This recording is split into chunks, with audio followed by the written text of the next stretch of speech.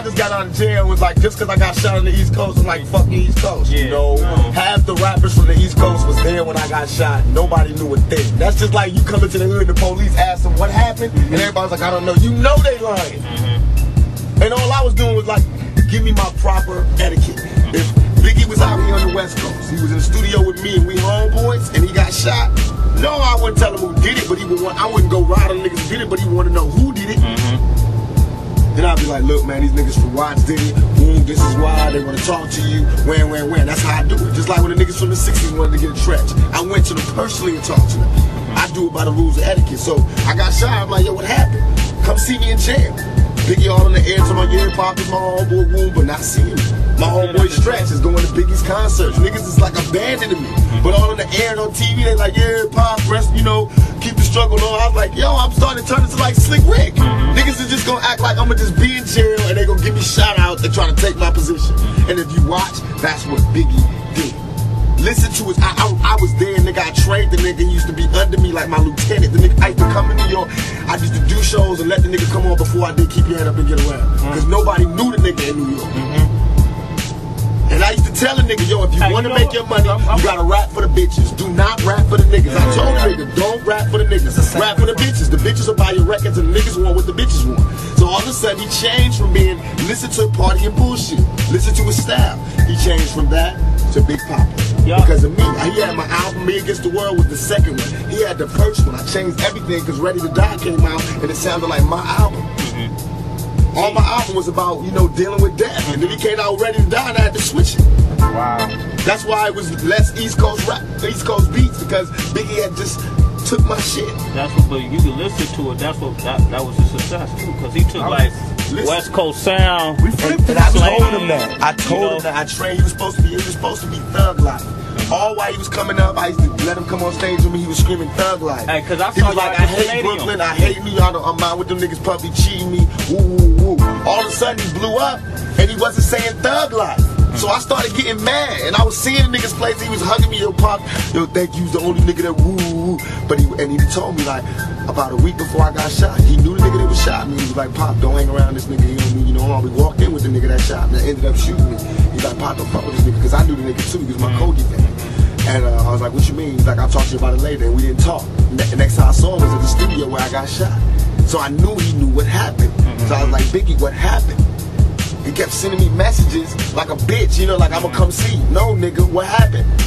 While I'm in jail, strangers is telling me, no, you don't know. Biggie homeboy shot you. Cause they bragging, they telling they niggas in jail, yo, we just got popped, woo, woo, woo. And my cousin was in jail in New York because I got family out there. He's sitting right there while the niggas getting the call going, yo, my homeboys just jacked that nigga Tupac.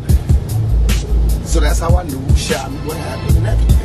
They mad because I know what happened. That's why they all, you know, it's Biggie and them, they're not riding. That's why what I'm doing, I know what I'm doing. I'm destroying him. I fucked his wife. I'm fucking him in the game. I'm destroying him.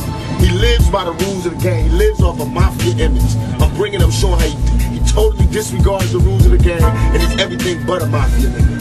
Reinventing it. Right, I'm showing him. You know what I mean? If anybody's a mafia nigga, me, nigga. I fucked your bitch. I took 5 shots. I went in your crew. I mean, I just what? I went to New York. They don't do shows out here. I did Saturday Night Live. Y'all forgot.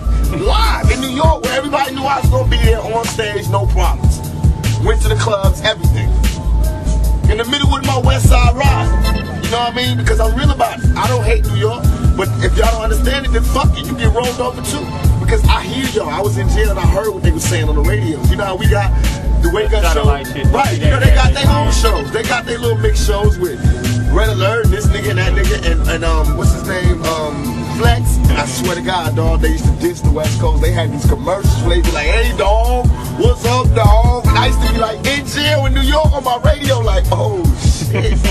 You know how you would feel if you heard your homeboy went home and just clowned you? And I was like, oh, man. Oh, and all my homeboys like, yo, Puppy just did a show out here. I was like, how was it? It's like, good, we gave him love, we gave him this, we gave him that. He was talking all this unity shit, but then when they go home, they be popping Q-Tip, they made all these underground tapes dissing us. Q-Tip? Yes, Q-Tip. So then when niggas ride back, then they want to talk about the culture and be hip-hop-ish again. But that's not fair. How you gonna be bold? And that's what they all do. They all play badasses. for the Fugees. They just diss me on the air on MTV. Fugees dissing? They're not personally, they're just the West Coast. They just diss my people. They're like California love. The East Side is the best side. Well, I seen them. All them niggas is talking about how much they respect me and love me. See, I hate that. Because I be dead serious. It's one thing when they say that Chino XL is talking about. He got a rhyme where you know how you always got these little metaphors. He say, you'll get fucked like Tupac did in jail. Now I'm telling y'all beforehand, off the air, I'm gonna beat this nigga's ass. And everybody's gonna be talking about how wrong I am and how I haven't changed. But what am I supposed to do when a nigga disrespected my manhood like that? See what I mean? It's like I can't get out the game. Just like I'm saying, just like Scarface and that Carlito's way. I want to be legit. We got restaurants coming up with Alanis Morissette, me, Snoop Sugar, and Alanis Morissette open up a restaurant. Alanis is nice. I'm doing a soundtrack, my first soundtrack. I'm the music supervisor for this movie I'm doing. I got Alanis on there, Michelle, Incalacia, whatever her name. All these alternative stars, no rap. All this shit coming up. But what's gonna reign supreme in '96 and '97 is the ride I'm doing. And it's not even like I feel like I'm doing it for hip hop. All I'm trying to do is get the imposters out. I remember Biggie sleeping on my couch. I remember begging bitches to fuck him. You feel me? Yeah. So Big Papa don't mean nothing to me. He know it. He know it. That's why he can't fight me. That's why he can't battle me. Yeah. You know what I mean? I can make songs talking exactly about him, and he can't talk about me because he know. I'm the one that used to buy him champagne. All that shit he talking, that was me buying him that. He talking about my lifestyle with his album. Because when he was doing his album, he was broke, nigga. I was having money. The shit he talking about was my life. Thug life. That's what he talking about. All that Junior Mafia, them niggas was young motherfuckers that used to hang around that I used to give money to get on a train to go home at night. Little Caesar and all of them. And Kim and all that. Yeah, so now they rapping against me, and you can imagine how I fucking feel. When I got arrested in New York, I got arrested for Biggie. Them guns in my room was Biggie's guns because them cowards left the room when they heard the police was downstairs, and everybody left their guns in my room. So I got 4 guns in my room. Serial numbers scratched out, and I did not snitch. I took that case. So you can imagine how I feel when I'm in jail for that case, and he out there living a mafia lifestyle, giving me no money, giving me no respect, giving me no tribute, rolling with my road dog who was there when I got shot. I mean, come on, man. I'm not paranoid. I'm not paranoid. Y'all niggas know what time it is. Yeah. I mean, what it is that them East Coast drug dealers got them niggas under extortion. I came and fucked up everything. Because I dissed them niggas in the Daily News. They put a hit out on me. When a nigga tried to rob me, which is all they wanted to do, I knew what they told me. That's what they was telling me. Pop, they was sending me messages through my closest road dog saying, Pop, why did you fight them? They was just coming to take your shit. But I wasn't letting nobody take my shit, and I was strapped that day. That's what I couldn't put in the bottle. I had two double Glocks on me. And when I pulled for my shit, that's when I got shot. And the reason I knew my homeboy set me up is because my homeboys knew I was strapped. The dudes came straight for me. My homeboys is behind the niggas. Like, they running for swag. My homeboys behind the niggas, and they didn't do nothing. They knew I was strapped. All they had to do was grab the nigga. And I could have bust. But they got guns, so these niggas are coming for me, and these niggas just sitting there. And they say, get, and these niggas drop to the floor. I knew it was a setup.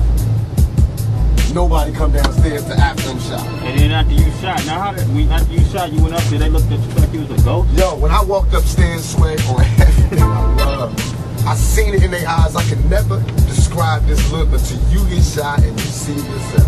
Niggas looked at me like this. I walked out the elevator, because I walked out the elevator, I didn't know I was shot in my head or nothing. I wasn't there sitting in the vibe interview, I was acting like I was in a movie. What they really trying to say is this nigga is raw. I got shot 5 times, came upstairs, did not know I had got shot 5 times. I thought I only got shot once. Damn, dude, sound like you got a lot on your chest. And that's why I'm giving it to you straight raw, because you got to go back and tell them the shit that we ain't recording. I'm giving you that, you know, not to tell them the specifics, but you know when somebody calls you, go, yo, why did you do? You know, they go, trust me, we talk to them, we know, blam, blam, blam. Now y'all know, you know what I mean? Just like they niggas on their radio stations know. Because what I was mad at is that we didn't have a radio station like that. Me and Snoop got an okay from 92.3 to start West Side Radio. But I don't want to do it unless it's right. What I really just wanted, I was just proving the point again. We want our radio stations to true to us, true to us. If you want that type of, you better give us some commercials every week. We want new shit like they do on the East Coast. East Coast, East Coast, East Coast, East Coast.